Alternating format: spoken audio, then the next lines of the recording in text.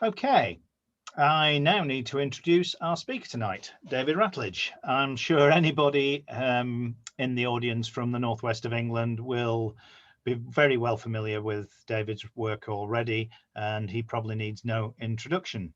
For those who don't know him, in his working career, David was a bridge engineer, working mainly for Lancashire County Council. He has the dubious claim to fame of having had his last bridge blown up by the IRA. I suppose that dates him a bit. Sorry, David.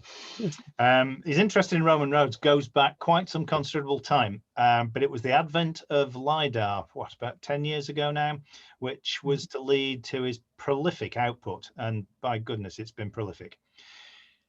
It's his promise to our colleague and friend Hugh Toller back in 2016, sadly just before Hugh died, to continue the work that Hugh had started in Cumbria, has certainly been more than honoured, and we're going to see some of that work this evening.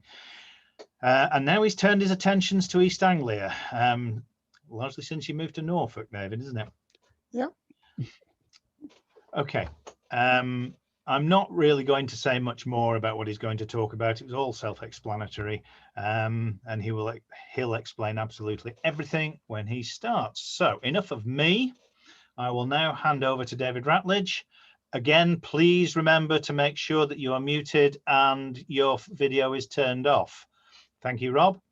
And remember to ask any questions in the chat, and they will be relayed to me, and I'll ask them to David at the end. Okay, over to you, David.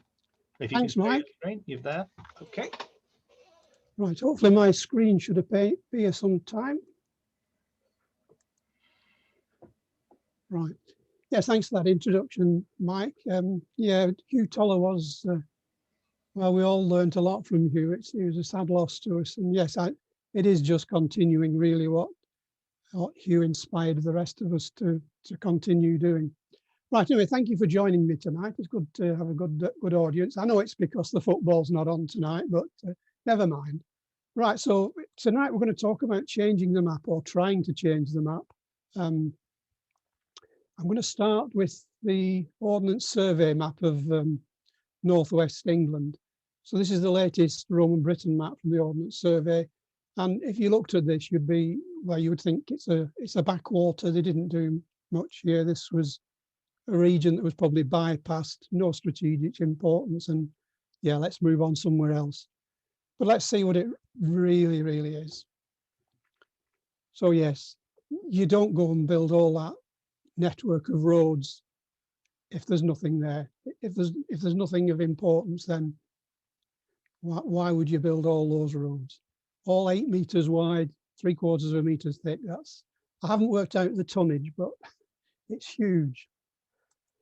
We can't look at them all tonight, so we'll just look at some of the main strategic ones, which are the north-south roads, and I'll pick up the east-west one at Carlisle at the end. So there's 2 north-south roads through the northwest. The Ordnance survey map just has one, and the one it's got to the wrong destination. So yeah, it's a lot more going on than what they think. Let's start at Wigan. You have to start at Wigan if you're talking about the northwest, don't you? So here's a LiDAR view of the Wigan area. Wigan's off to the right. It's off there for a reason. It's not on a bad shot. And there was a bit of a puzzle here because the road in from Chester through Warrington, coming in through Wilderspool and up, it bypassed Wigan on the left, on the west. And as usual, there'd be link roads in, but the link road from the south was hardly a shortcut. It so it was almost a right angle bend to get into Wigan. So you think, what on earth are they doing? They want up to the north to Preston's logical, nice shallow angle.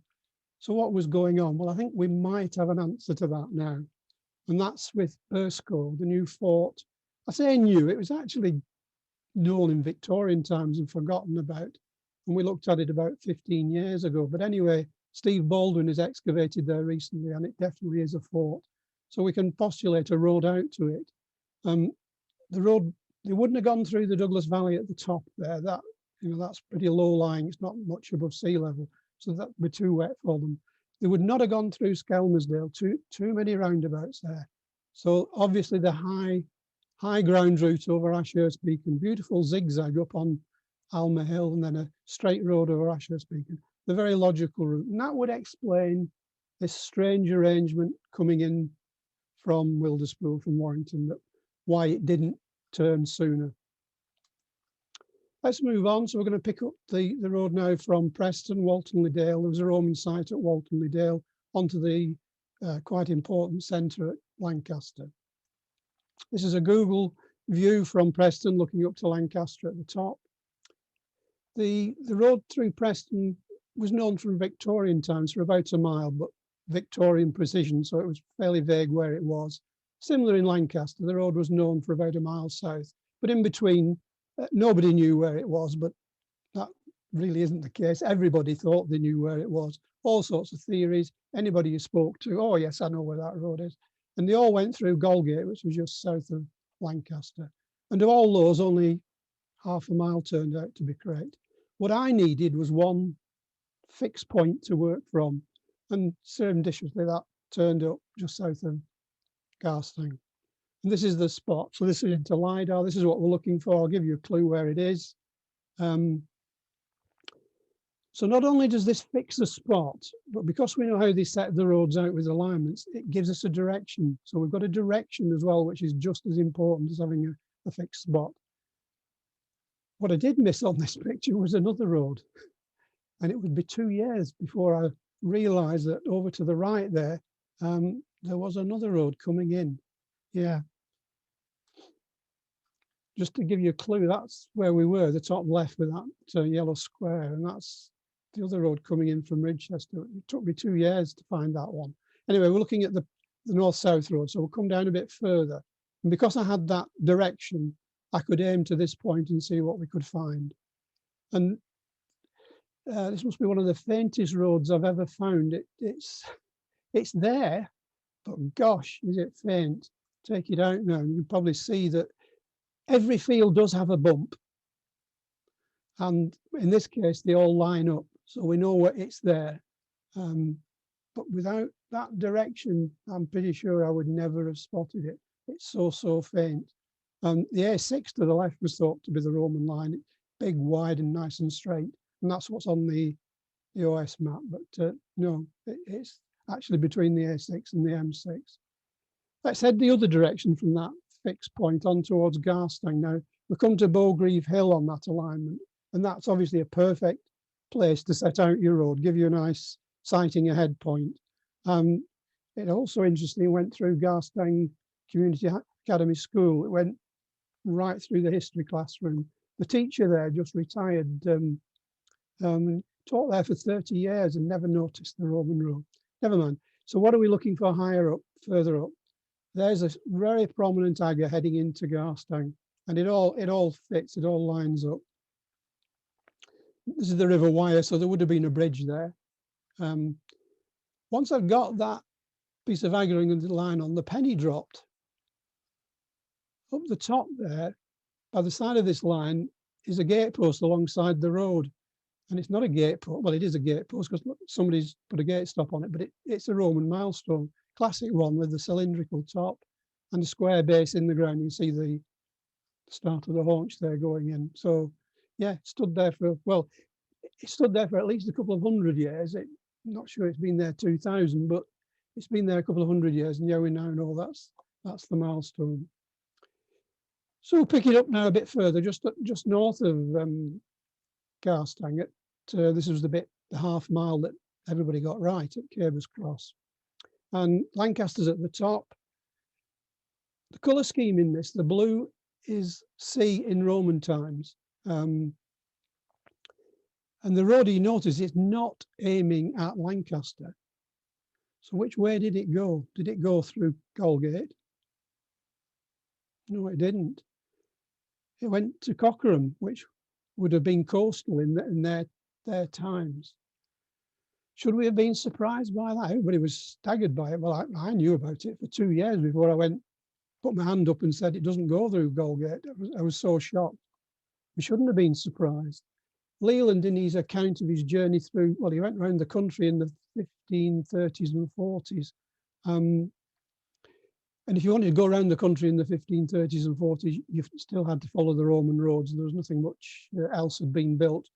And this is what he said: from Garstanger passed partly by more ground, partly by pasture, some corn, and riding over the Gorka River, that's the Cocker River just there, maketh no great course, come to the sands by Cockerham village. So yes, he went by Cockerham village, and he confirmed the sands, that it was still in 1540 a coastal village. So yeah, that was still coastal then.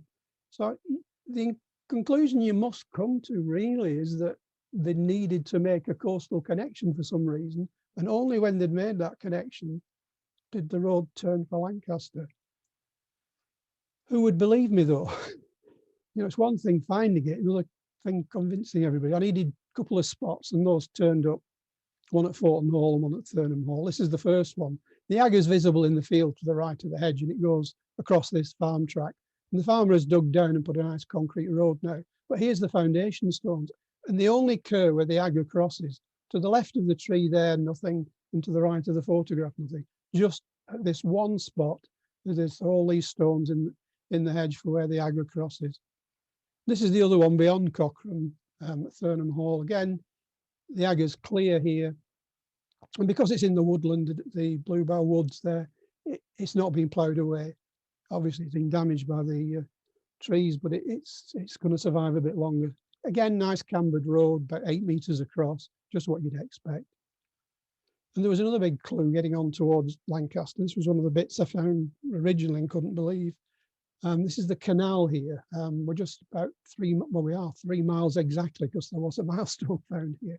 And this field here is where they found a cemetery. They found sculptures from a cemetery, and our road is going through it there. And so it all fitted together quite nicely. Now you might be wondering, why would you put a cemetery 3 miles away from Lancaster? Well, if your ancestors looked like these gentlemen, I am sure you would put them 3 miles away from Lancaster. So that's our road going through. I think you can actually see, looks like somebody has been digging in that field. So whether that was actually where they were chasing through. Let's fly that now. So we're going from that Cabers Cross. This bit's fairly worn out. Remember, this was used for 1,000 years. Bonnie Prince Charlie and the army came down this road. So, you know, all these cannon and everything. Nice bit of agger there. I hope you can see my cursor, by the way. It's a bit of a falter zoom that the cursor is tiny. There's the agger where I saw the stones in the hedge, and it just turns there, goes across the Cocker Bridge there, and then turns again. This is Walling's ice cream, heaven on earth in Lancashire, that. And then this part up through Cockerham itself is probably the modern road, and the housing sort of overlies it now. The church is over there. Looks like that would have been a nice harbour. There is one clue further on. This is Cockerham village here. This is Broadgate here. It's a Broadgate wide road. So there's a bit of a clue that house is Broadgate. And this is where we're going to now make the turn for Lancaster. The Thrangan Woods is down here. There's just, I think, a trace there. You can just see it, very, very faint. Heading for Thrangan Woods. That was the bit in the Bluebell Woods. That's the church. When they built this canal link here, they moved the river, the Conda. And either side of the Conda, just there, the piles of stones where they had to dig through the road to get them, and just pile them up either side. So this was the bit I found first of all, very, very clear through Ashton. The university's off to the right. The canal coming through, and the field is there. This is probably a hill fort here. Amazingly, Lancaster City Council, without any consultation of the Historic Environment Record, has scheduled all this for housing. The cemetery site, the Roman road, and probably this, yeah, definitely this hill fort. That's the route through through that field with that little, probably a bit of an excavation there. Gets very faint here. It does show up on the, it doesn't show up so well in the video, but it shows up in reality here. And then it does a turn to get into Lancaster.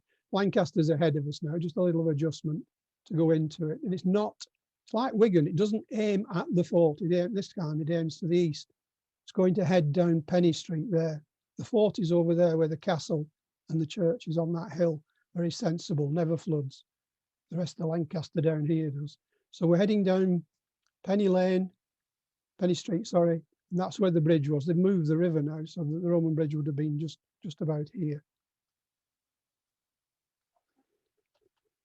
Right, let's head on now from Lancaster. This is uncharted territory now. The Ordnance Survey have given up beyond Lancaster. So we're heading north. We're looking from Lancaster, and I hope it's not covered up, but just at the top there is a bit of a clue for an agger. So we can postulate a road continuing that line over the river and up. This is the A6, and then there are bits and pieces of clues pointing to that agger. And this was excavated by the Society, and Wire Archaeology gave us a hand in 2015. This is our younger Mike doing the excavation. And the farmer encouraged us to dig where he couldn't plough because there were so many stones, and he couldn't plough because there was a demolished building. That's the demolished building. But below it, we think we've got the cambered agger of the road there going down to Mike's in the ditch there. So we think we got it. It was a bit of a disappointment having to go through this unknown building. So onwards from that, trying to get up to Kendal, to Watercrook there, and there's the mosses in the way. It's not an easy trip to get through before all these were drained. So how can you get through? Is there one way? And this was Leland again. So how did Leland go? He gave us a good clue before. Half a mile from Wharton, I passed over the Kerry River. So Wharton's down the bottom there. The Kerry River is the Keir River, ebbing and flowing. So it was where it's titled, and that's Wharton Bridge. Wharton is a pretty street, so he went through Wharton. The ground beyond Wharton about is very hilly and marvellous rocky onto Bytham, which is Beetham up there on the way to Kendal. So it's a rocky, hilly, marvellous way over the hills. Well, there is one way through, and that's Thrangan Bridge there. That is the only dry route through. This is the LiDAR Thrangan Bridge. Mosses to the right. They're all drained now. All these straight lines of the drainage channels. Leightonbeck Moss to there. So this is the only place to get across. If we look back from Beetham to Wharton at the top, then there is a marvellous rocky route. There's Thrangan Bridge. Climbs up over the back of Wharton Crag, which is probably another hill fort. Very straight road over the back, and then some more straight roads after Thrangan Bridge to Beetham. This is the straight road up from Thrangan Bridge. And I probably wouldn't twist your arm to believe that's Roman. It does look nice and straight and typically Roman coming up. Gets a bit trickier further on as we get nearer to Kendal. The Roman line was probably to the left of the A6 in Milnthorpe. The A6 is a turnpike, thanks to Jean Turnbull for telling me that. So it's over to the left, and there is traces on that. Then I think we're following the old A6 through Heversham, Leesgill, Levens Bridge. There is an old cutting coming up from the bridge crossing there. So I think on balance, that's the route. I've shown it dotted because there isn't enough clues to be definite. So we've got to Watercrook, Kendal, and from on there on, the clues are much more certain. So we're looking sort of like towards the Lake District from Watercrook Fort, Square Fort in the curve of the river, and there are plenty of clues from here on. There's a nice cutting coming up, then there's a very good agger, another good agger. I've got the quarries, and then the aggers resume again, so yeah, no doubt at all. And the fact that it's on the west side, to me, means that the road are coming into Watercrook was probably on the west side as well, which is really one of the reasons I put it that side. So there it is running over. This is Stainbank just above Kendal, and the road is clear. This is one of those aggers. The cutting is just behind us, and the agger's running across. Side long ground. So this, although I've called them curbstones, they're not really curbstones. It's a revetment. It's building up the low side. So all along here, the low side is built up, and obviously Soil Creek now has taken the western side away, but very clear, very obvious, typically Roman. Just a little bit further on from there, then there's this, again, this huge agger here going across the field. And, you know, oh, that's a farm track, that's not a Roman road. But this is one of those instances where the road went out of use for 1,000 years. And then when they built Kendal Bypass, the farmer couldn't get to his fields. The bypass is off to the left. So what they did was they gave him a track and used the Roman road. So yeah, any sort of old maps and you think, oh, there's no road there, no. Yeah, so the fact that it's been abandoned for 1,000 years and there's no trace, it can be reused. We're going to look at the top end of there now. This is last year in lockdown. I couldn't get there, but William Peacock sent me a picture. So we'll look up the top there. So this is the new farm track, and there's the Roman road. This was, remember lockdown last year, there was a really good drought, which for the northwest is pretty rare. And here's the road, parched. Quite a good sharp edge to it, so it's probably in very good nick. Across the quarries at Kendal now and getting towards the Lake District proper, towards Staveley, which it's going to go through Staveley. You know, that was always obvious. The railway goes that way, the new road, the old road, and the aqueduct, they all go that way. So this bit of agger here coming down, that would have been in lockdown again. I get that. Bet that was parched last year, but I couldn't get there. Beyond the bypass, then there's another bit here again. The colour of the grass gives it away that it's there. It's lost across Staveley. Too many sort of like, well, there's the motorway, the new bypass rather, the old road and the railway all sort of devastated it. So it's difficult to pick up, and there's an aqueduct as well, which makes it worse. But beyond Staveley at Ings, then our road becomes clear again, and it's heading up there. I expected it to be on that ridge of high ground where Broadgate Farm is, but it's not, it's to the left. This is it coming up to Mislet, the farm there. The agger is quite clear. It's not, you know, yeah, I was expecting it to be over the humps and bumps on the high ground, but perhaps they're too humpy bumpy for them and they preferred a more level patch. It's got to get across the Trout Beck to get to Ambleside, and this is the only place to get across really, which was where the footbridges were washed away about 5 years ago, Storm Desmond, and they've been replaced now. And this zigzag is the Roman zigzag, although it's been bulldozed by the builders putting the new footbridges back. So this is, yeah, it's the Roman line, but we've now had it bulldozed twice as wide and twice, probably as good as new now. So when this is all grassed up and anybody comes in 10 years, they'll think, wow, what a fantastic Roman road. No, it's the construction traffic on the line of the Roman road. So that's across the footbridges are back now. It took them 3 or 4 years to do the footbridges. On the other side, then we get some lovely zigzags. Ambleside Fort's straight ahead in the middle there. Lovely zigzags coming down Holbeck Lane, typical Roman. And this is heading on Lowood. The water sports centre is off to the left. And generally the slope down to Windermere is pretty difficult to get along, but they found this level patch, and you know, amazing that they could get a level patch for there's our road. I wandered along there with me wellies on to flatten the grass to give you an idea where the edge was. So I've cheated a bit there. That isn't a ditch, that's me showing you where the edge of the road is. So this is the LiDAR view looking back from the fort at Ambleside. There's the fort, and this is our road coming over. That's the Trout Beck. Those are those beautiful zigzags, the flat bits, and then in. And when you look at that, you know, that's typical Roman. The previous suggestion was it's up here on the hills, which is frankly ridiculous. No, that's the practical route. As soon as you see that, you think, yeah, that's the way they would have gone. So we're now going to head on a bit further north. So this is the road coming in. Not got time to show you the Ravenglass one. There's a bit of new LiDAR come out for Hard Knot. If you want to look at a video, have a look at my YouTube channel. And as they say, don't forget to like and subscribe.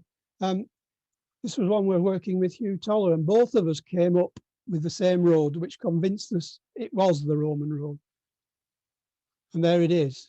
And there had to be a Roman road north. Top left is Dunmail Raise. Now, if you know the northwest of England, to get from Lancashire to Carlisle to the north, the hills all over the place. The easiest route through is Dunmail Raise. They were never going to miss Dunmail Raise. So here's our road that Hugh and I found, and then it goes Rydal, Grasmere, and over Dunmail Raise.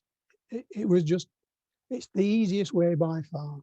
I've put on the top left there, I've put the heights. So this is Dunmail Raise. This is the actual route through. It's hardly a crevasse, is it? It's hardly a rocky gully. It's big, wide and easy to get through. This is our road. So Dunmail is 238, Kirkstone almost twice as high, and High Street almost twice as high again. Nobody's going to go that way.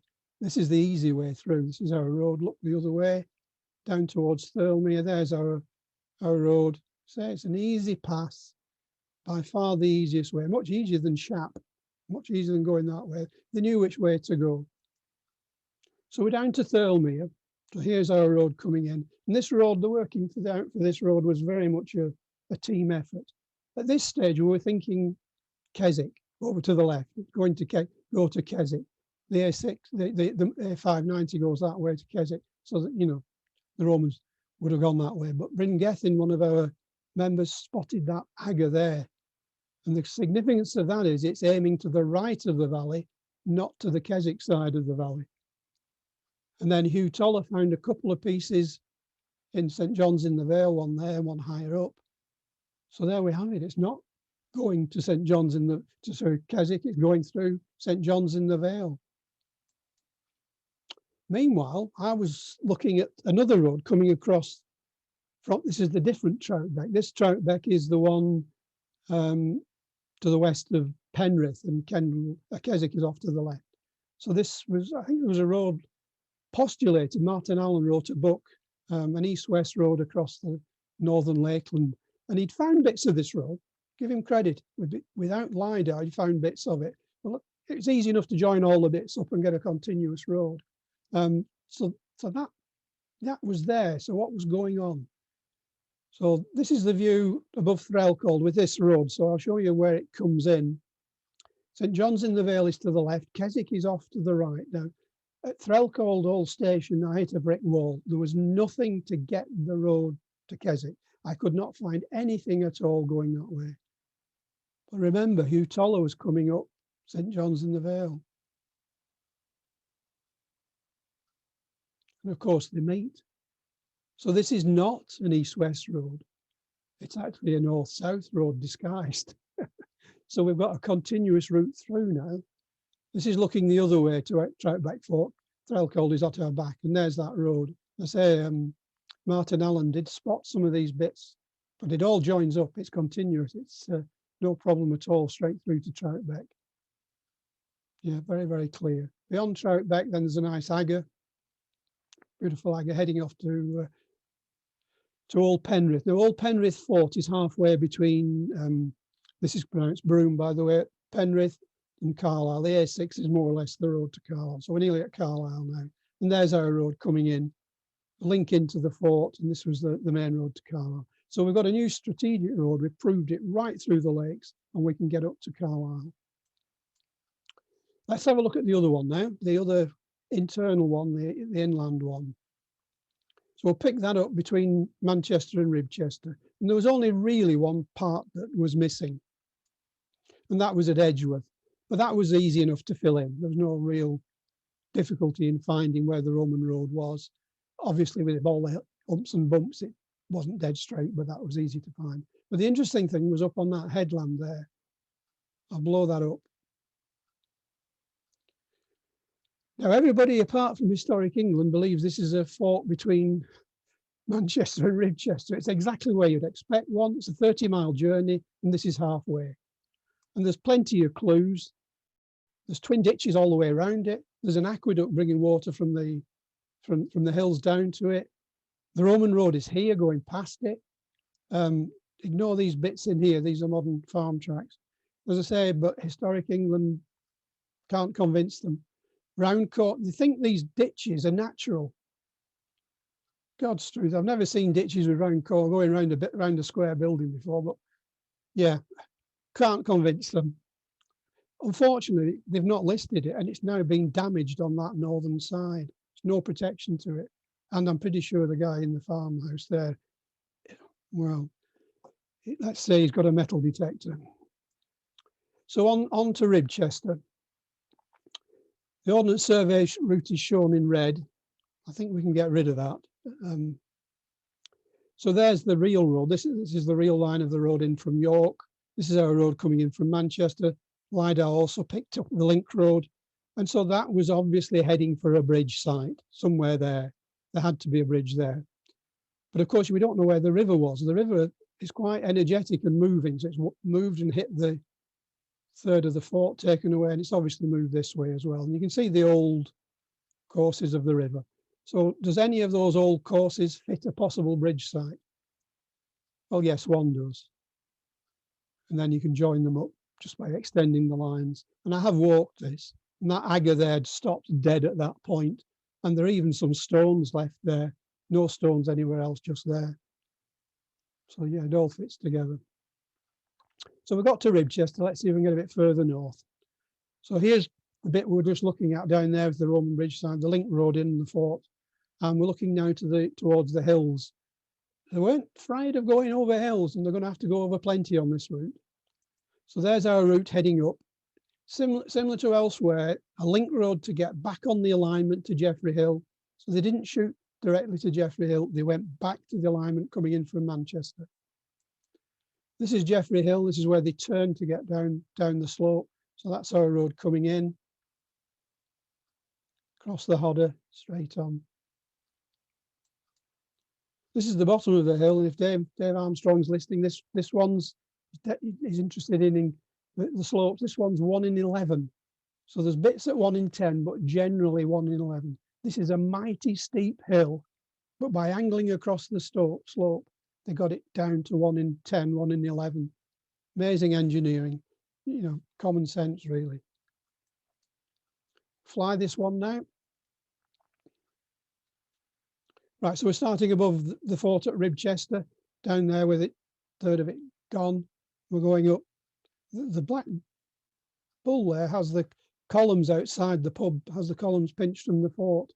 And we're going up this road here. And on the corner, that house is called Cherry Yate, which is a corruption of Chester Gate. So that's its origins.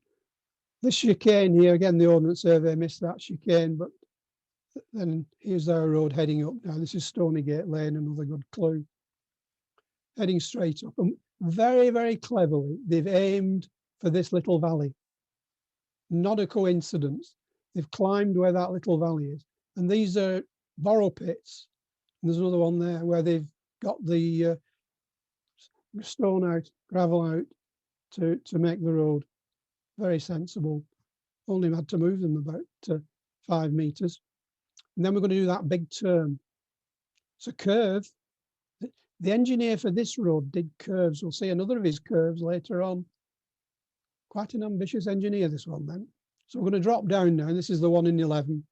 Very, very clever. And we're going to head on now towards the Hodder. We had to get across the Hodder. That was a big obstacle. Whoever did the Ordnance Survey just used a ruler and drew a straight line, but no, it zigzags. Zigzags first to the right, then to the left, and the bridge would have been over to the left, and we can just see the agger coming up there. There it is coming up, and then heading on now for the hills. This is another sighting point. The modern road follows it here, then the modern road wanders off. From here on, the ploughing stops, so the road is pretty good. So there's the agger heading up to Brewsham Heights. So there would be a setting out point on the hill there. The old county surveyor thought that the modern road would have been more likely the Roman line, but no. It turned, headed down here, and there's the agger. And this agger, I've stood there and you cannot see it. Yeah, in LiDAR, you cannot miss it. But standing, you can just see a different shade of grass, green, that's the only thing. A landslide there, so it's gone, being washed away there, and then it resumes the other side. Still keep looking at that patch as to whether that's a possible fort, but no, that's another story. Cross the Hodder again at a limestone outcrop, and then we head up and the LiDAR runs out. Don't worry, we've never fallen off yet. So this is a walk we used to do over the hills. This is we're carrying on now, crossing the hills. This is the highest point, 1,400 feet up. It's not a picture of the picnic, it's a picture of the road. I promised you another curve, and here it is. curving round here, and they're sat on the side cutting for the road. This is 2 or 3 meters deep. So not only are we 1,400 feet up, they attempted to get it something like 1,390 feet to dig down. So they've dug down to here to get the road going round. So that's a man-made cutting there. Heading on, this is the Ordnance Survey route. We've come over the hills now. We're heading towards Cumbria. Is that right? No, the LiDAR shows it quite clearly over to the right. This is the Ordnance Survey current map with the Roman road quite definitely shown there. I'll fade in the LiDAR and let's see where it is. Hopefully you'll be able to spot the LiDAR pieces now. And if you've got a good screen, you can see it all the way along. It's not in doubt at all. Classic zigzag as well on the way down. Yeah, nice little zigzag there, and the agger again there. We're just going to look now at off the top of the screen. The next one is just off the top of the screen. So there's the new, that's where the Ordnance Survey say it is. Now going back to 1850, the Ordnance Survey put the road there. They obviously got worried that there was nothing on that line and moved it over there, but they moved it the wrong way. It's actually over that side. Disappointing this, because this road coming over to the east means this piece is in Yorkshire now. We've lost a piece to Yorkshire. Very sad. Let's have a look at it coming down across the Wenning. Here's our road coming down. I walk this again. It's the cutting round there. They've cut a bit another curve around the corner, then a beautiful zigzag down and another good zigzag up the other side of the floodplain to get out of the valley. And we also got a Romano-British settlement there with what looked like a couple of roundhouses. The 1850 line went straight through that. No, they skirted around the bottom. On to Borough Fort, which is near Kirby Lonsdale. Our Roman road is off to the right. As usual, not aimed at the fort, so there had to be link roads. And LiDAR showed those quite easily, one for north and one for south. LiDAR also showed to the left of the fort a vicus, which was unknown, totally unknown. There's the strip buildings heading down towards the River Loon. So that was unknown. Let's move on. We're into Cumbria now. We're trying to get up to Carlisle, remember. We'll get there, don't worry. So we're now between Borough and the Loon Gorge, and this is Middleton. And amazingly, LiDAR has picked up the milestone. I've never seen that before. You'd have thought a milestone was too insignificant, but there it is. There's the road. No sooner had LiDAR picked up this milestone than the National Park decided to move it. So it's gone now. It's in the churchyard. It's not alongside the road anymore. It's safe in the churchyard. Yeah, so yes, it's safe, but doesn't show where the road is anymore. On towards Sedbergh. Now the fort at Lowborough Bridge is up in the Loon Gorge. That's the Loon Gorge top left, and the fort is in the gorge there. And the road was coming in here was known, and it's known beyond Sedbergh as well, but across the River Roth there, which you can see is all over the place, it was lost. But if you look very carefully, there's an agger there. So we're able to fill that gap in. And I say from about here onwards, alongside of the Howgills, it was known. If you've driven up the M6, then you're probably familiar with this view in the Loon Gorge with the road across the Howgills on the far side there, running across the hillside. This is the LiDAR equivalent of that. The modern road follows most of it, but not here to the right there. The Roman road is above the modern road there. Zigzag for the Gale and then onto the fort, and then the motorway railway and modern road wipe it out. So this was the Roman road, so we all thought. And it is the Roman road, but it was bypassed. It must have had a very short life. Let's get back to Middleton. And this was the road we're following, the one that went past Sedbergh. We now know that there was a branch here, just like there's a branch here today. There was a West Bank route branched off here. So that was our map, remember. So what's this new road? Up the West Bank. Strange, isn't it?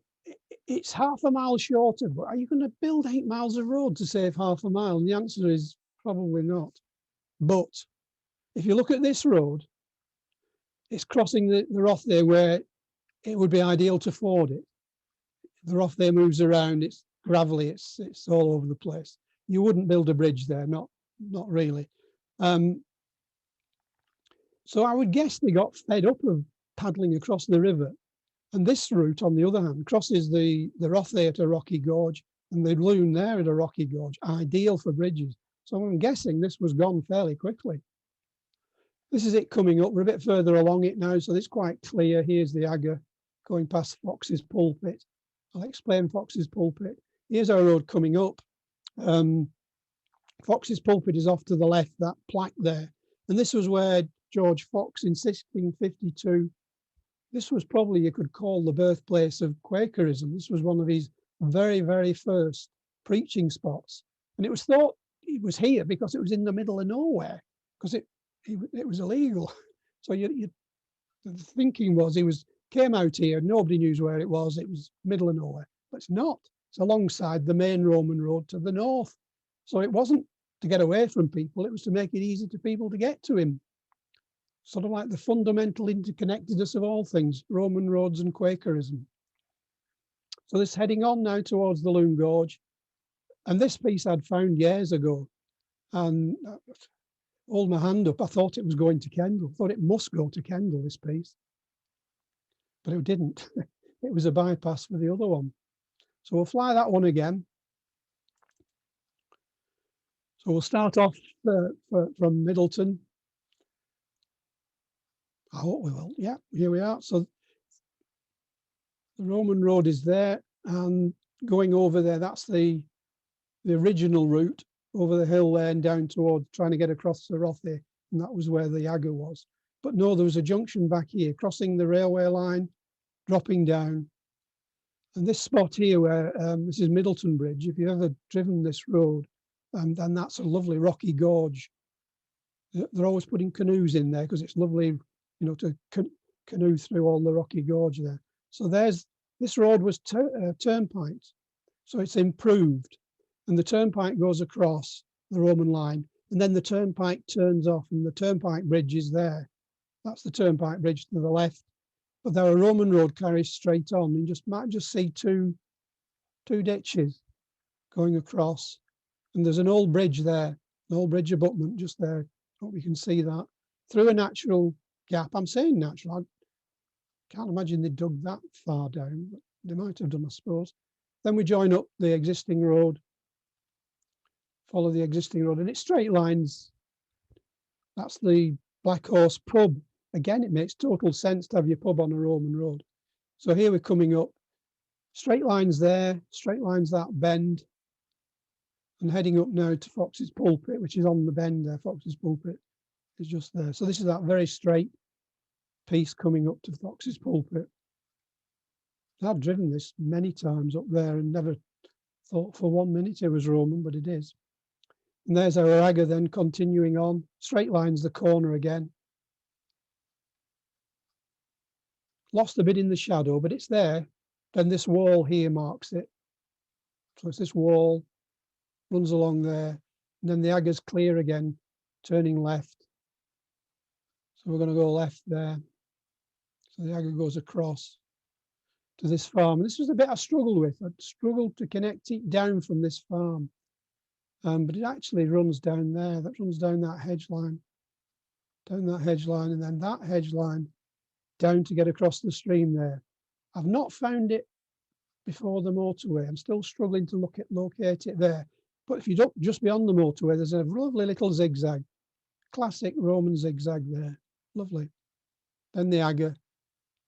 And then it starts, we get beyond the ploughed area and it's clear again. Surprised they went across that side of that ridge rather than dogleggy, but no, they've managed to build that, no trouble. This bit's about 9 meters wide, quite big. Now we're going over and going to drop down. Lots of braided roads here, lots of braided tracks. It just indicates the Roman road was worn away and people just dodge around the potholes, and there's all sorts of tracks and mess there. So around the corner we get another bit of braided where they've all given up on the Roman line and made their own route past the bog or whatever, potholes or whatever. So there it is dropping down. There it is again across the side of the motorway and the railway, and then very, very clear here, very clear, running along round the corner. Now, I'm not so sure whether it goes across there or whether there's a diagonal there. And here's the fort. They must have had one leg longer than the other on that fort. Bit of a slope on it. There's the road heading on.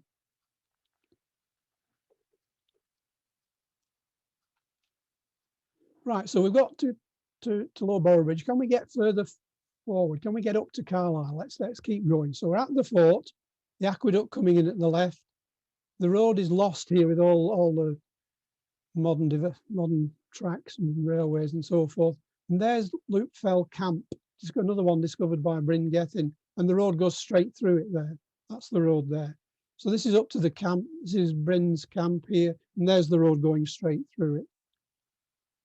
I just wonder whether that's the southern boundary, but it probably is square. The arrangement here, you'd assume that the camp preceded the road and then the road's just blasted straight through it. That would be my understanding of that. So when we go over past T-base services over the hills and drop down to the Livernet Valley, one of Cumbria's hidden gems. So here's our road coming down, the red line, past New Close. There's the Romano-British settlement. They didn't blast through it. They went round the edge. They doglegged the road slightly around it. They respected it. And the problem started, though, at this stream. No trouble tracking it to here. And from there on, nobody could really pick it up. And then in the 1920s, Percival Ross decided it went this way. And there are hedgerows and some tracks. This is the Broom at Penrith. So he managed to find a track, hedgerows and stuff. And for the last 100 years, then this has been the route on maps and books and everything. And this was the first road that was found by LiDAR. And this is our Hugh Toller again. The late Hugh Toller found it. I don't know if you can spot it, but it's there. So this is what Hugh spotted. So the road didn't go to Penrith. A couple of lovely zigzags as well. Heads up, and it goes to Kirby Thor. This is it crossing the Livernet Valley. Very, very faint. You can understand why Percival Ross gave up trying to find a road here. Without LiDAR, you didn't stand a chance. So there it is, lovely and clear. And then heading up to Kingsmeadburn there. I've done most of this, and the bit I'm going to show now is it's the best bit. It's hardly in the top 10 Roman roads in Britain, but it's the best bit on the road, believe me. There it is coming up. The Livernet is in the bottom there. So this is where it crosses the Livernet and then comes up.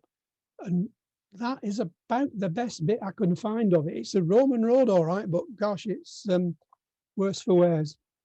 And heading on to Kirby Thor. Gosh, is this faint. Really, really faint. You'd never have known that about that, but it's heading straight for Kirby Thor. This is the Stainmore Road coming over from York over Stainmore, heading to Carlisle. We'll just nip back. So we've got to Kirby Thor. We'll just nip back on the Stainmore because been some developments recently. But anyway, so I'll just pick up Brough. I'll just give you Brough. So we're on the Stainmore Road. There's Brough Fort. We're looking northwest. And this road was discovered by Bryn Gethin here coming in across the marsh. But I've got bad news for Bryn. His road across the marsh, they gave up on it.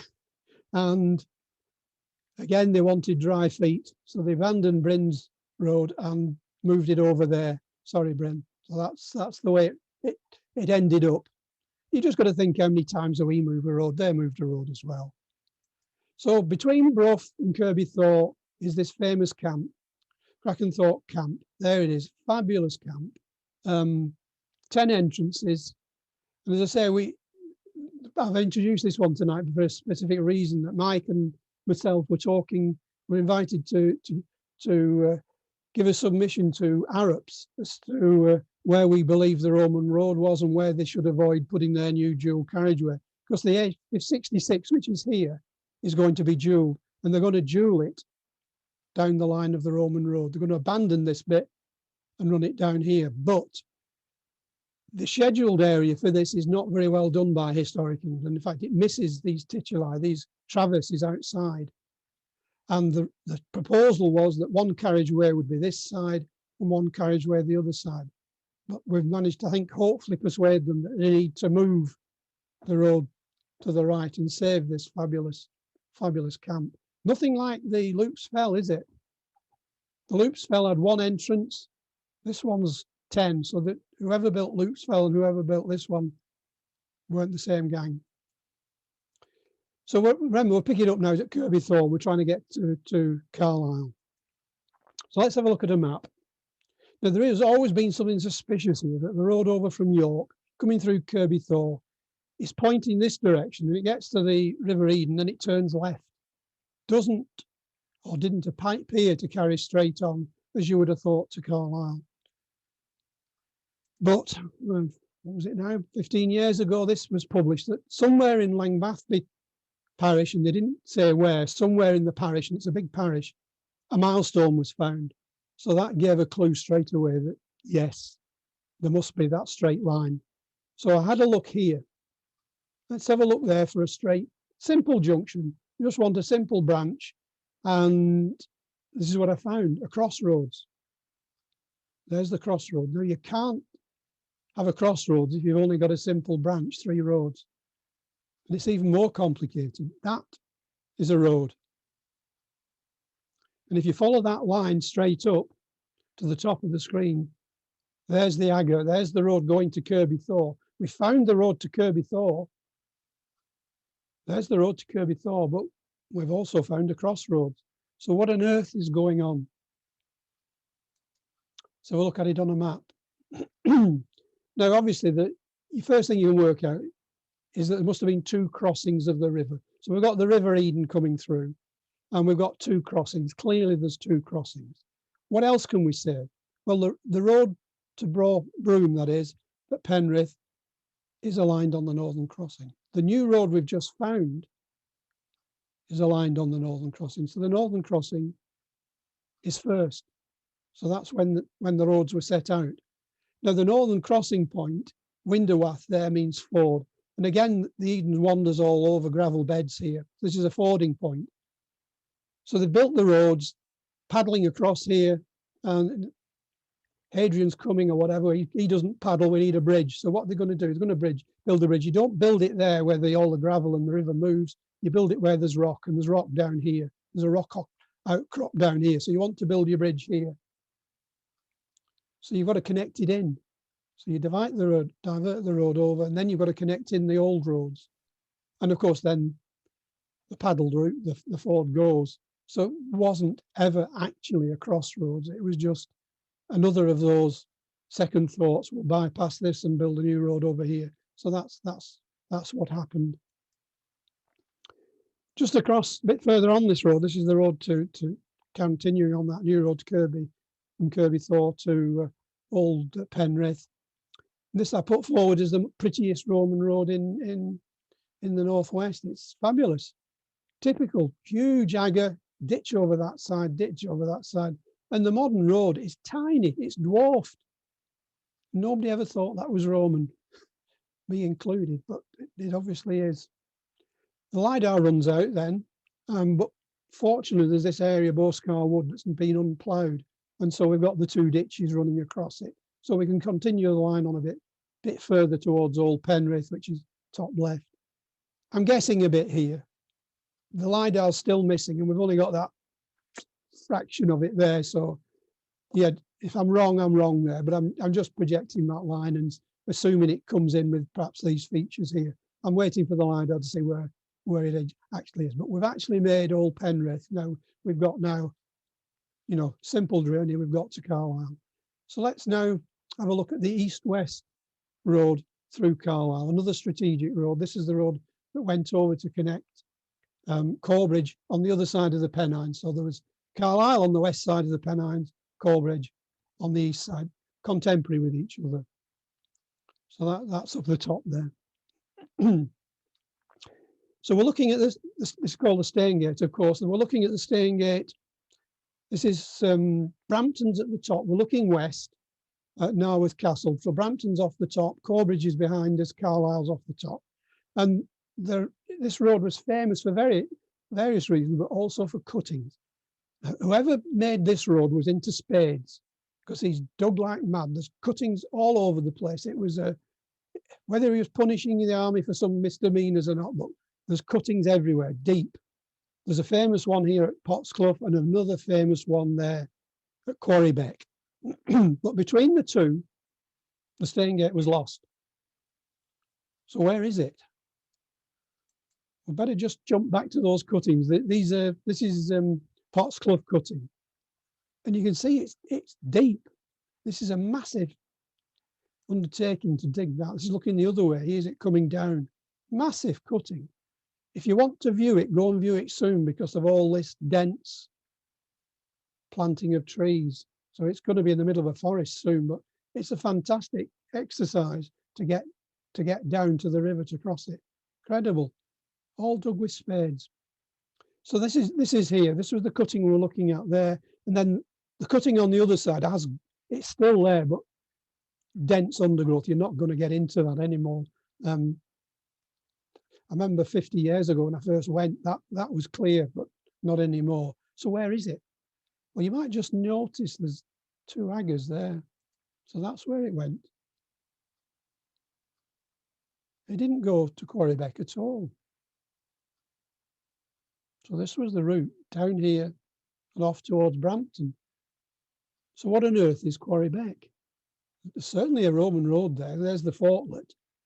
Staingate started off as a road and became a frontier before Hadrian's Wall and Boothby Fort, and it went fortlet that way along the road to make a fortified road in effect. So what's going on? Well, yes, no, there is a road across. So the inference is there was 2 Staingates, and it's not my idea. That I think our John Poulter wrote about that over 20 years ago, that there was probably 2 Staingates. The initial one for the fast interconnect, and a later one that served the forts and fortlets, 2 different requirements. So that seems to be the best explanation of what's going on and why nobody ever found a road on the straight connection between the 2. It didn't go that way. Always a logic, isn't there? But when you don't know what the logic is, it's with hindsight it's easy, but without hindsight it's difficult. And with a new cutting, so here, not as good as the others, but it's a new cutting. So there's a new cutting at Naworth. That's on Staingate 2. So there's a new cutting for the yet more that he dug. So let's have a look west of Carlisle. There's always been the suggestion that the Staingate went west of Carlisle because Kirkbride towards the west of Carlisle is a very early fort, and it must have had a connection. And Professor Barry Jones was a pragmatic. Well, he was certain there was a road, but we couldn't really prove it until LiDAR came along. So on the left, we're looking just to the west of Carlisle towards Kirkbride at the west. And this is the first trace of the road. There it is, quite clear. No doubting it there. And when they built the new, it's called Carlisle Northern Development Route. It's really Carlisle Westerly Bypass. They never noticed. The number of new roads that are built, and they never notice a Roman road. It's staggering. They thought the road was here. They thought that would be the road there. 50 metres away, they never noticed anything. So that's where it was for, I think it's about 3 or 4 years ago now. And then the new LiDAR came out. So there's definitely a road heading west, but how far did it go? So this is further west now. And there again, it could, the modern road wanders off, and there's our agger continuing on. So yeah, going all the way. And this is the last stretch towards Kirkbride. There's Kirkbride. And this is it's actually the modern road. Just there, Barry Jones found on aerial photographs the road pointing this way. So we knew it pointed this way to this piece. Forget this road, this came after Hadrian's Wall, but this would be contemporary, the one from Old Carlisle. That was one of the first roads I found. So this is now Western Staingate. Barry Jones had suggested this was the road, and he had it going across here, that farm there. He had it going through that farm, through that bog, yeah, through that farm to Burr Castle, which is contemporary, it's early, to Burr Fort. And they had a road around the top of it. and pointing towards Carlisle down there. But no, it went on a straight route. And so there must have been a link road in. So there's the link road. The modern road, or just to the left of it, looks to be something that could be the Roman link road to Burr. And the other road, of course, coming in from Old Carlisle to it. So that probably was about 50 years before Hadrian's Wall. That was the western frontier. And then, of course, Hadrian Wall lands on it. And, of course, then you've got the wall and you've got the new forts. So Burr by Sands there, so that easy to connect in. Again, the modern road heads to Burr Sands, so it was easy to reconnect. Drumber, new fort at Drumber.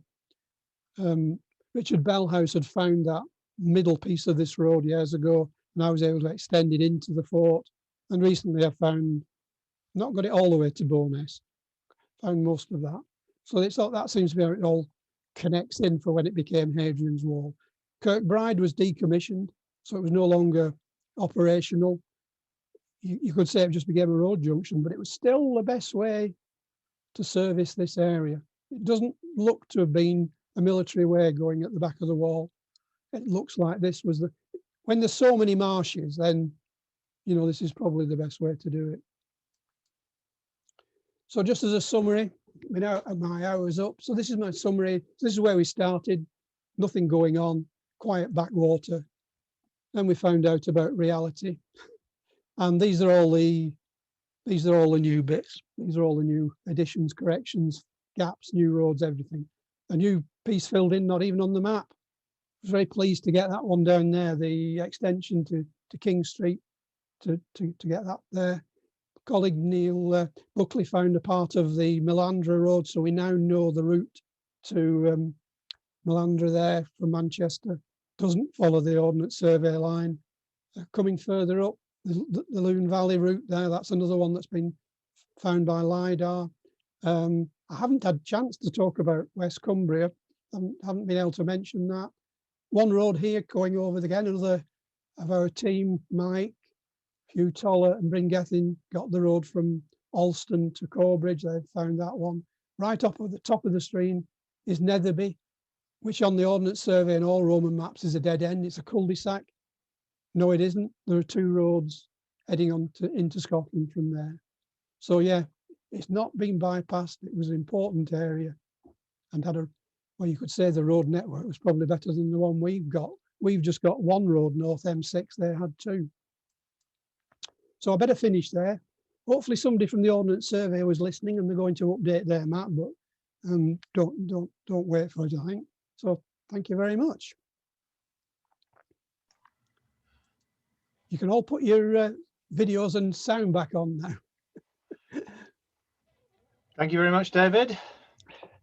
And I'm sure absolutely everybody appreciated your excellent talk and your expertise.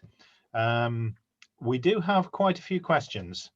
Let me just bring the list up and I'll make a start. The first one was from Paul Morris. I think this is referring to Ribchester to Garstang, but I'm not absolutely certain. Is there evidence from the excavations to construct the M6 for the second road? No, the canal, the railway and the M6 all went through that road and none of them recorded it. None of them noticed it. But that, you know, that Carlisle bypass was done in the last 10 years with an archaeologist there and they never noticed. So it's staggering what can be missed.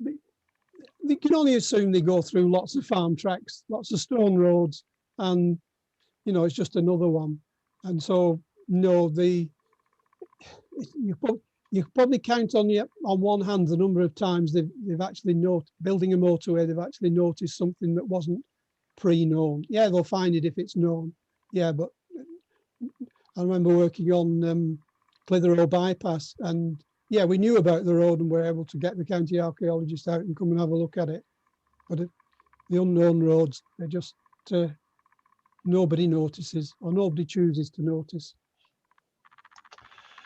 Yes, I can certainly agree with you. I've spotted one or two in South Yorkshire. Unfortunately, the construction of the new major road went through 2 of them before anybody knew they were there. Yeah. They weren't spotted. Anyway, back to the questions. This one from Lewis White. He says there is a Broadgate farm near Ings and a Stanivel, I don't know if I pronounced that correctly, Stanivel farm or something near a Wigan. And you mentioned another. Are there any other place names on the route that give a clue as to the Roman road? Yeah, there's several. I didn't go into that too much.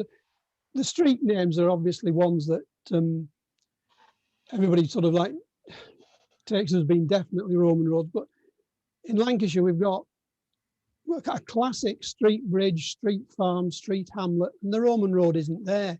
So yeah, the sort of like reinforcement of what you've found, I wouldn't hold them as being absolutely certain that that is a Roman road there.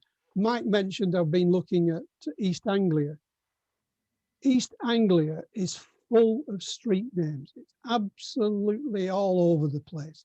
It's either 300,000 Roman roads, or there's, you know, you just can't count them. Yeah, there are some. I did try to draw attention to most of the ones I knew, but yeah, they reinforce what you found rather than absolutely prove it. I think somebody briefly had their microphone on. If you can make sure that your microphones are all turned off. Not sure who that was. Right, another question. This is actually from Roman Roads Research Association, which I assume is Jeff Lunn. Question to David. What does he do to corroborate the less obvious LiDAR evidence? For example, geophys, aerial photography, brackets Google Earth, excavation, question mark? At my age, I don't do any digging. At the moment, it's running at 6-0. I think there's been 6 excavations of the ones I've found, and all 6 have found the road. It's what you take to prove a Roman road. Around Garstein, before the road was found, there were 3 stone roads. One of them even had a Roman coin found on it. So there were 3 candidates for the road, one with a Roman coin on it. And the one that proved correct did not have the Roman coin on it. It was one of the others. So yeah, and there were 3 excavations, 3 stone roads, but LiDAR on the excavation proved which was the correct one. You get a feel after a while as to what's likely to be Roman and what isn't. And to me, you can be very, very confident. When you're writing stuff up, you always get knocked back when you say it's definitely a Roman road. You knock your back and say, "Oh, you've only looked at it on LiDAR," but you do get very high confidence. And as I say, you can excavate a stone road and think it's Roman, and it's not definite. The alignments to me are really, really the proof. When you see the alignments going across multiple fields, as long as it's not a pipeline, then you're on pretty safe ground that it's Roman. Yes, I'd just like to corroborate everything that David said there. The key to it is the cumulative evidence over a long distance. When you see time after time a series of bumps, and sometimes they are no more than just a few bumps in a field on LiDAR, but it's one after the other, and then a cutting. You don't get cuttings very often for pipelines. It's experience as much as anything else, but you do get a feel for it. David's absolutely right. Yeah, 8 years ago, I remember when we were working with Hugh. He's no longer with us, obviously, but he won't mind me telling me. But we were all naive then, 8 years ago, looking at that flyer. And he sent me out to look at a pipeline. He said, "Go and have a look at this. I think I found a Roman road." And off I shot, camera, everything. Camera snapping, and I looked down, and at my feet was a gas marker. And yeah, we've all learnt the hard way. It's 8 years of mistakes, I think. Yeah, we certainly have. I spent 6 months working on a Roman road that turned out to be a pipeline near Newton Aycliffe, and won't go into that anymore.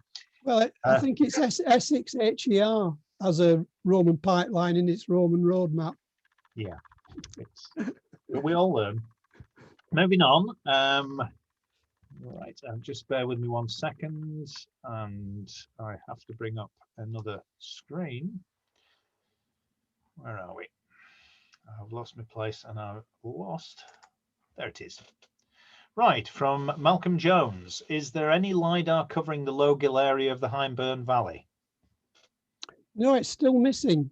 It's still missing, that piece. Yeah, it'd be great to get that piece. The road's pretty certain where it is, but some of the zigzags it crosses the side valleys will be interesting to see where they are. What's interesting me on that missing stretch is that the distance from Ribchester to Borough is 32 miles. Without giving the game away, there must be an intermediate site somewhere. And the inference is it's probably in that missing piece. So soon as it's out, look for something that looks like a fortlet or something like that. A question from Joseph Lewis. Have you been able to use the newly identified Roman roads to better understand the relative dating of when they were built? For example, based on which roads intersect one another?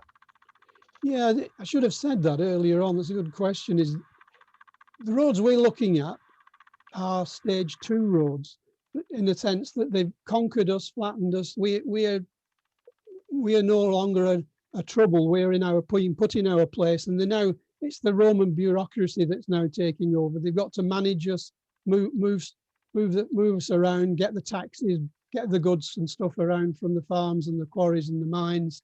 And so these are stage 2. Yes, you can say which roads came before others, but I suspect, with the exception of probably the Stainmore route, you can probably say that you can't say these were the very, very first invasion routes. These were second stage roads. So yeah, I think the Ribchester one branching off the north-south road shows that the Ribchester road to Lancaster was second. And there are instances like that. The road up from Lancaster to Borough joins the Ribchester road to the north. So the road through the Loon Valley there must have been secondary to the Ribchester road. So there are things like that, but absolute dates are probably very difficult to work out. I think the exception to that is probably the Stainmore route, which I think Mike would agree probably follows the invasion route. I suspect it does, although yeah, it's a bit. I think it's a bit more complicated than that. Yeah. Wait for a future lecture. Let's put it that way. Right. I suspect it could be earlier than anybody thinks, and I'm going to leave it at that. Next question was from Mark Seaman. What was the maximum gradient of the road as it went through the Lake District? That's a good question. Yeah. Dave Armstrong's our expert on gradients. Generally they seem to keep to 1 in 10. The route over Dunmail is no issue at all. Yeah. The route from the Loon Gorge over, again, they went at a point where they aren't doing steep climbs. So again, that sort of 1 to 10, 1 to 11 is maximum. The exception is Hard Knot.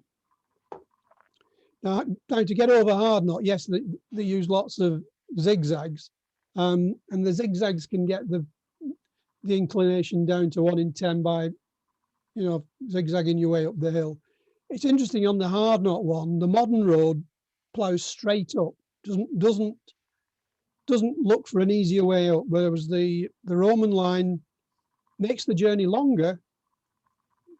Didn't go up the straight and narrow. It went south first and then did the climb. So it chose an easier point to get up. But the zigzags can get the bends, get the climb down to about 1 in 10. So 1 in 10 is probably what I would say is their target. the overall hill is 1 in 3, but obviously the zigzag up, you can get it to 1 in 10. But I say Dave Armstrong's really our expert on gradients. He's studied them all over, and probably he's the best to answer. We don't have the manual, unfortunately, that they were working to, but what was the design manual? But generally 1 in 10 seems to be what they aimed at. Yeah, I think from Dave Armstrong's work on the Military Way behind Hadrian's Wall, if I remember correctly, and I apologise, Dave, if I get this wrong, that they seem to have worked to an absolute maximum of 1 in 6. But you're right, tending towards 1 in 10. But occasionally, when they had to, as steep as 1 in 6, and that certainly agrees with 1 or 2 I know in the Dales. Yeah, the Roman road from Buxton to Derby, they built 2 roads. The direct route was 1 in 6, and then they seemed to build a bypass road at 1 in 10. So if you were fitting, not carrying too much load, you could go up the 1 in 6, and if you were carrying a load of lead from the lead mines, you went up the 1 in 10. Yeah, the old idea that we were all taught at school that Roman roads went up every hill and down every dale, as you've seen from David's maps and from his LiDAR, that's just not true at all. We still have a couple more questions if you've got time, David. Yeah, no problem at all. There's no football tonight. No, I think we're all dreading next week now. Penalties again. Anyway, do we have any addition? This is from Tyrone Hopes. I apologise, Tyrone. Do we have additional evidence of maps being used? Can we securely throw away the idea roads were aligned by teams on hills? Oh gosh, this is a difficult one. I do have very strong views, which I never air. Obviously, my background is surveying, and how we built roads, and I guess the railway builders and the canal builders did, was you would survey the ground first. In their case, they would walk the line, and they did that for the canals and the railways. They would know the land intimately. As I said before, these are stage 2 where they've got time to do it properly. I think it's Mike Bishop that said that these roads would take 2 to 3 years to build. So you're going to spend a good time surveying to make sure you're building them in the best spot.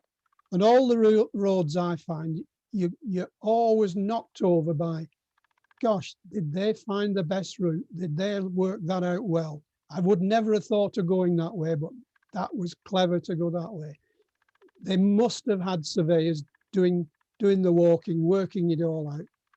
As far as maps, I don't know. I'm not sure what they would write down. They must have had some notes somewhere to work it out. But yeah, they're not by accident heading from one place to another place. They know the terrain between the 2 places they're trying to get to, and boy, they've worked out the best route between them, the most practical route. Sometimes the logic is not our logic, and we wouldn't have gone that way. But for them, it was, the best way. So maps, I'm not so sure, but they were superb surveyors. I pretty much agree with that. We certainly don't have any evidence for detailed maps. They may have prepared very primitive ones based on the surveys. That's quite likely, I would have thought, but not maps as we would understand them.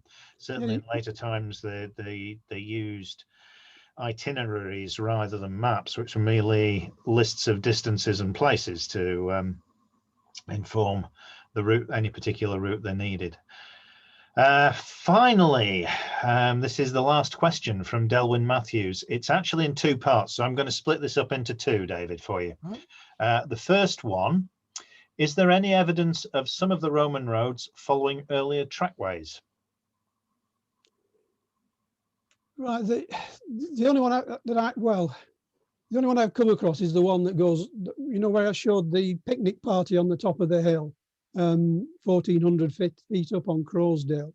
Now the route they've chosen looks to have been the route through the hills that they followed, that Crowsdale Pass at 1,400 feet. There are 4 salter names. Now, salters were the salt carrying people, the ones that brought the salt. So the route they chose looked to have made for the old salt road. So it's only guesswork that when you see where they went, you think, well, why did they go there? And it would only make sense if they'd headed for the old salt road across. So that's the one I would say, yes, the salt road was there. They improved the bit they wanted, and when they didn't need it anymore, they dropped off it. So the salt road is probably the only one. The other one is High Street. Oh, crikey. But is High Street Roman? Yeah, gosh.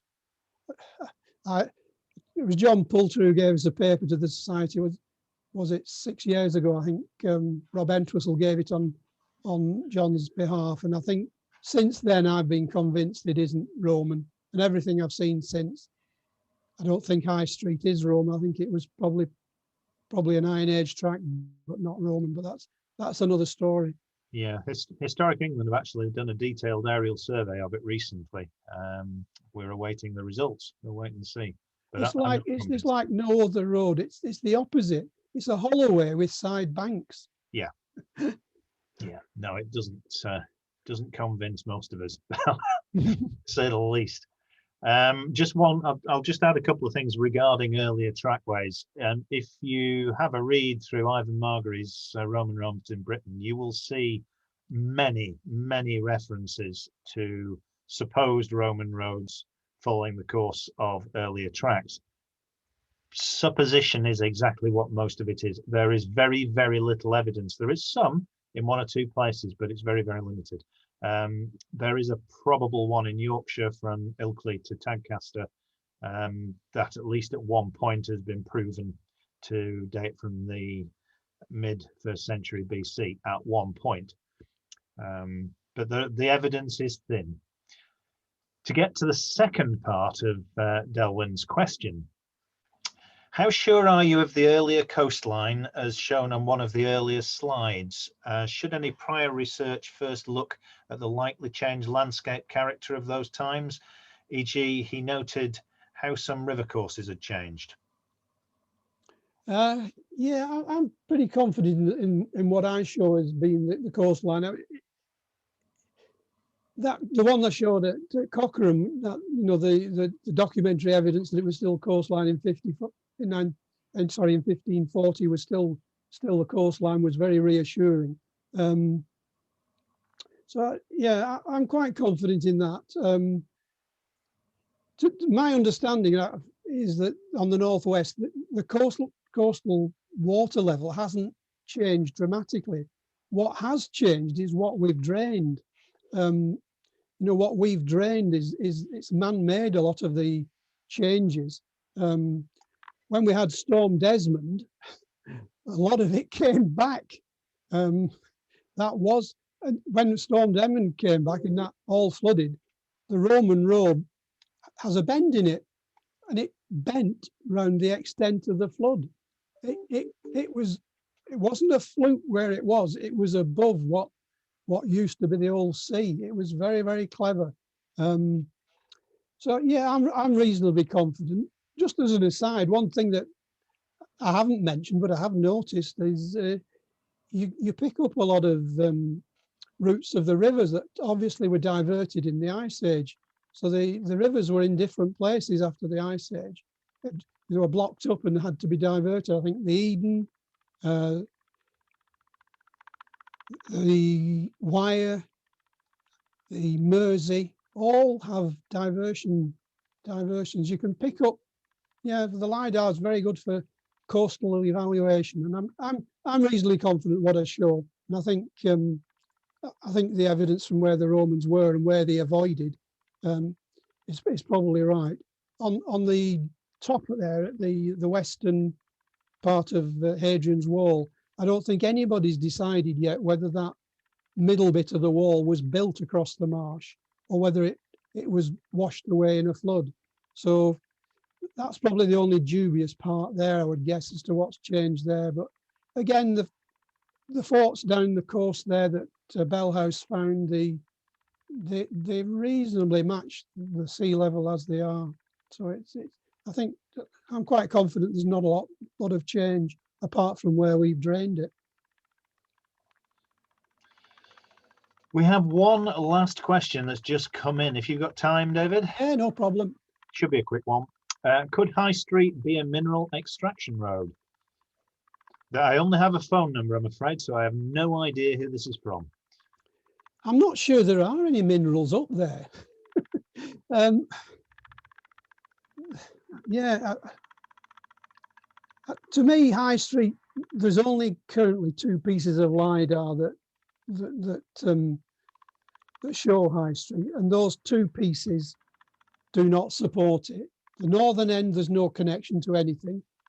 And then there's one piece, for some odd reason, actually on High Street, just a funny patch. And that shows the feature, or the Roman road, whatever you want to call it, going down Scott Rake. Now, we talked about inclines.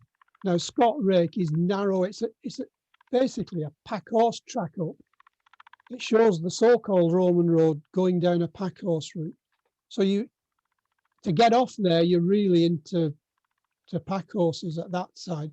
So forget it. I don't think there's any mines up there, and I don't think it would be too easy to get anything that you mined off it if there were. So yeah, I'm dubious on that. As High Street is probably one for a new talk as to whether it's Roman or what it is. But I think we probably need Series 2 LiDAR to make a bit more sense of it. I've just had a note through from Elizabeth, one of our team. Apparently, the last question was from somebody in Florida. That's as much as we can pin it down to from the phone number. Yeah. And that finally appears to be it. Unless there's anything else comes through in the next few seconds, I think we can wrap everything up. So it only really remains for me to thank David again for an excellent and informative talk, as always, and even more informative answers to the questions. A couple of little things very, very quickly.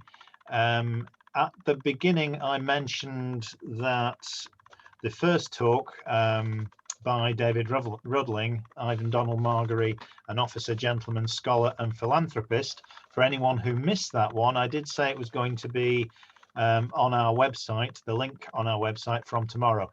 I actually did it during David's talk, so it's on now.